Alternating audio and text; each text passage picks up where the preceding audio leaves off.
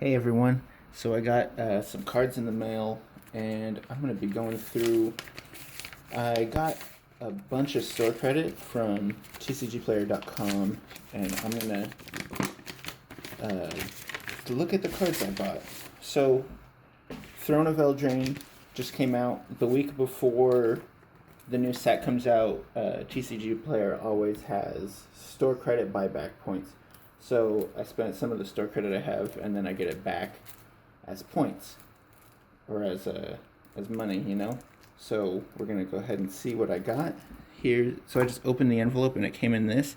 This is actually the first time I've seen a card envelope like this with 3 different rows.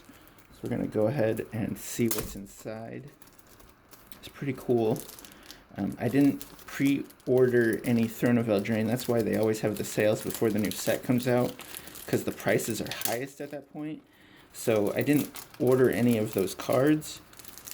I like to try and get the new cards through Cardsphere, since it's free that way, and then use my store credit to get older cards.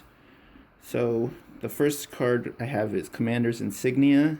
This is an enchantment that gives creatures you control +1/+1 for each time you've cast your commander. I like partner commanders, and I can see this card getting crazy if you have 2 commanders and you've cast them a couple times in a game. So that's why I got that card. We're just going to go through in each one. From under the floorboards, this is for Verena deck. She draws and discards whenever you attack with a zombie. So I'm going to draw into this and then discard it and be able to use the madness cost to get even more zombies for next turn. So been looking at this card for a while. I'm glad I got it for Verena. I'm going to check it out. I got Garruk, Primal Hunter. He's been around for a while, but they just reprinted him in the newest Commander set, so I picked him up. I really like the second ability, draw cards equal to the greatest power for creatures you control. Also, his +1 creates a beast. Really good way to get a board presence. I got Gift of Doom. This is an aura that makes your general, makes any creature have Death Touch and Indestructible. I probably plan to use it on my general for whatever general I'm playing. It costs 5, but then you can also morph it. So it doesn't. This came in the morph deck for the new Commander set, but you don't have to play it in a morph deck. I think this is going to be valuable in any Commander-centric deck that you're playing. And usually my mono black decks are very Commander-centric. So this looks really good. Then I got Grismold the Dreadsower. I was not looking forward to this guy very much, but then I actually played him in the MTGO videos that I have, and I'll link to one of them right here. And I had a lot of fun with this guy in the MTGO videos. So I figured he's really cheap. I'm gonna pick up the paper card just so I can look at him and hold him, and maybe I'll make a deck with him one day. If not, doesn't matter, because I already have some good memories with this card. And then got Tangarth, the First Mate. I'm thinking of putting him in a Naya deck that likes to just attack everyone. And this card looks really cool, because whenever an opponent's attacking someone and Tangarth is tapped, you can give Tangarth to that player and have them attack another player. So definitely a multiplayer focused card. Looks really cool to just get in for more damage. Suit him up with some equipments or some auras to do even more damage. I don't know exactly what I'm going to do, but I just think he looks really cool. So that's the first set. Now we're going to keep going through. We got Thieving Amalgam. This is also from the Morph deck. I already had a lot of Morph cards. I'm not sure if I'm going to make the Morph deck or not. This guy, he steals cards off the top of your opponent's deck, which I think is really interesting. You can do some weird stuff to take cards off the top of your opponent's deck. So that's why I got that guy. Wildfire Devils. The Devils get at the beginning of your upkeep, you get to choose a player at random and then get an instant and sorcery from their graveyard, and you get it for free. This is not necessarily going in the most competitive, fastest deck, but this looks like a lot of fun. For a little slower meta, you're going to be able to have a lot of fun with this. Copying explosive vegetations or something like that. I don't know. That seems awesome to me. Pay 4 for a 4/2 devil and then get something else. I don't know.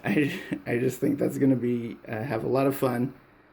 Maybe if you had played in a milling deck, or if there's milling at the table, it would be even crazier. So that's why I picked up that. It's cheap right now. Most of these cards that I got are pretty cheap right now. And so that's why I picked them up. I could foresee them going higher. I got an Hour of Devastation for my Firesong and Sunspeaker deck because that deck needed more board wipes. This does 5 damage to everything, which actually is not enough to kill Firesong and Sunspeaker. So it will survive, and then I'll gain all the life that Hour of Devastation does, since it's a red sorcery that's doing damage. So I think this is going to be really good in that deck. I got Jaya Ballad for the same reason. It's a not necessarily a spell slinger deck, but it has a lot of spells, instants, and sorceries to stay involved, and I think Jaya is going to be good. She also lets you discard and draw up to 3 cards a turn, so I think that'll be good to cycle through. And then, ooh. Okay, so my phone died right in between making that video, so I'm going to pick it up from here. We're looking at Lavinia, Azorius Renegade. This is the alternate art, full art one, foily too. Right now the price is just a little bit higher than the regular.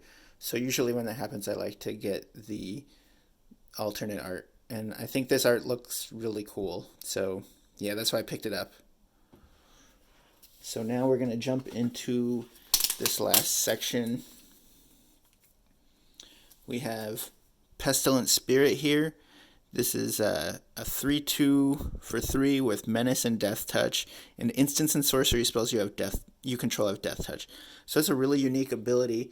It's never been printed on a card before. They have cards that give instants and sorceries lifelink, but no instant and sorcery has Death Touch. And so, as a mono black player, I have to pick up these cards that have really unique interactions for black spells. So had to pick this one up eventually.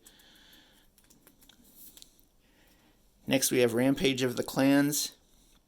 This is a really cool card. It's basically like Purify, except in green. Destroy all artifacts and enchantments. It's an instant, which is really good. Controllers of the destroyed permanents get 3/3 green centaurs, but if we're playing this, we're in green, so I'm not too worried about 3/3s. It's the same with Terastodon. You get to destroy the permanents and they get 3/3s, but that's not really a big deal. So I'm really excited to try this one out. Next we're going to go to Remorseful Cleric. Just a 2/1 for 2 flyer and exile all cards from target player's graveyard. I think that these kind of cards are useful because they stop crazy graveyard shenanigans, which there are a lot of in my play group. And also, just if you have an equipment or something, just having this guy pick it up can be useful. And I know that I accidentally bought 2 of these. I don't know how I did that, but I have 2, and that's not a big deal because this card is able to go into many decks.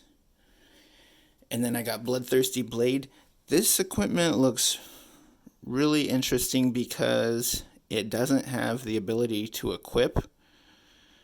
Instead of equipping, it has an activated ability of paying 1 and attach Bloodthirsty Blade to target creature an opponent controls, and you can only use it as a sorcery. And then the equipped creature is 2/0 and goaded. So because this doesn't have the ability to equip, you can't put it on your own creatures.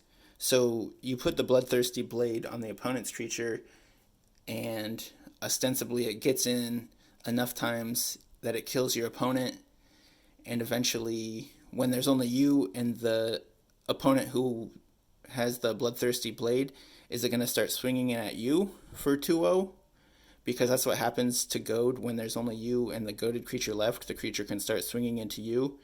Maybe that might happen, but this card looks so fun that I'm willing to give it a risk, and also I think I can just destroy that creature before that ever happens, hopefully. So I'm into it. Oh, we got one more. We got the Bone Miser. The version of Waste Not, except for when we discard instead of when the opponent discards. And we have a lot more control over when we discard, so that's why Bone Miser is costed a lot more than Waste Not. This card looks really good. I can't wait to use it in my Varina deck. I think a lot of good, crazy things are going to happen with this card. And it's a zombie, so even better with Varina. So that's it for just the first envelope, though. When I pick up new cards, I want to pick up a lot at once. So we're going to go into the second envelope.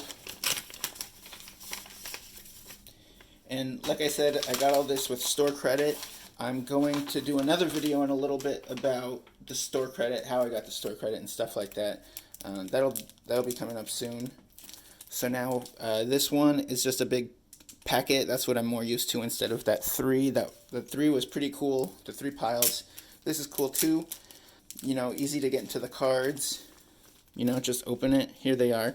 It's not like sometimes when you get cards on Cardsphere, they're all duct taped and like locked into place and you can't get them out. So the first card we have is Neoform, and I got this for my Rayami deck because I can sacrifice a creature that has abilities that are relevant to Rayami and then get another creature out of my deck with more abilities that are relevant to Rayami. So I think this card is going to work really well in that deck. And so far, when I've played Rayami, it's done really good. So I'm excited to add this into it.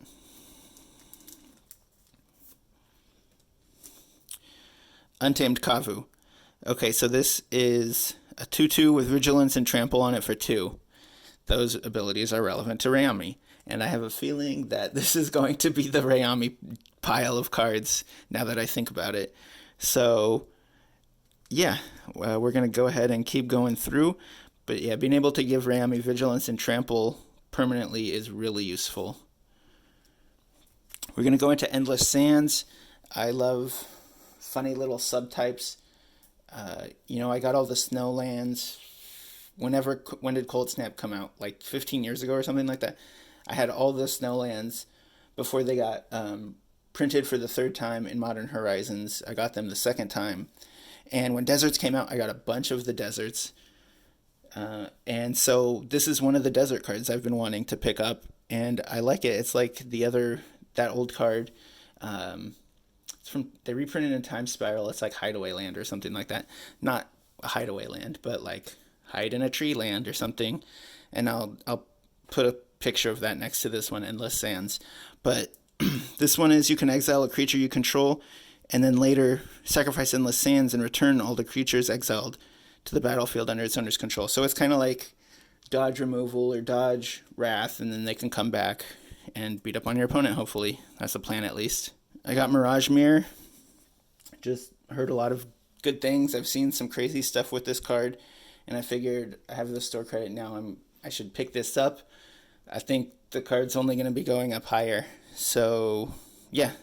I think just copying Lords or copying anything that's good for a creature, double the effect. Next we go into Unesh. So I have the Sphinx from 2018, the Odd Sphinx deck. I don't have it built, but I always have ideas in the back of my head about what I'm going to build next. And so Unesh is a Sphinx. He's really good with other Sphinxes. So I wanted to get him before he goes up in price so I can eventually add him to the Sphinx deck. So that's why I picked up this guy. Then we got Gurmag Swiftwing. So this is a 1/2 for 2 with flying, first strike, and haste. This is another Rayami card. Play this, sacrifice it to Neoform, and now as long as Rayami was on the battlefield when that happened. Put a blood counter on Gurmag Swiftwing, and Rayami will have flying for strike and haste. It was really good. Soul Conduit. The plan for it right now is to put it into Greven, use up all my life as a resource, and then power out Soul Conduit, maybe power it out on the back of a Treasonous Org, and then switch life totals with someone who has more life, and then kill them. That's the plan. Tortured Existence. This one is for Sir Conrad the Grim. Shout out Senior Banana Man, told me about this one. To just switch your creatures back and forth in your graveyard and into your hand and have the opponents lose in life. Seems pretty good to me, so that's why I picked this one up.